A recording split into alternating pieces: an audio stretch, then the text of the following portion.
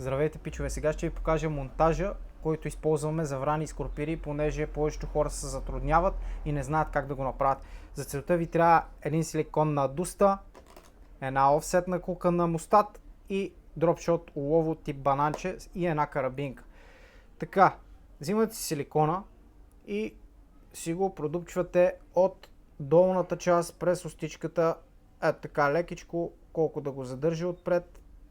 След като сте го продупчили, давате почти догоре и като стигне това ръбче тук отгоре, просто завъртате силикона да мине от горната страна.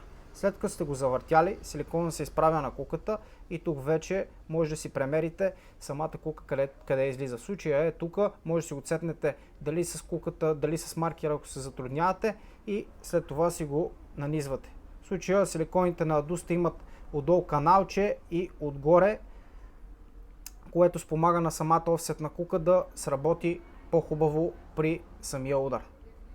След като сте го таковали, просто го нанизвате отдолу и куката излиза отгоре.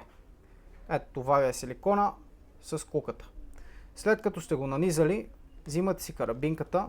В случая съм взел по-голяма карабинка, за да мога да се вижда по-хубаво този монтаж. И слагате задължително първо уловото на карабинката. След като сте сложили уловото, слагате си и силикона. Сложите и силикона, монтажът е готов. В случая е това е монтаж.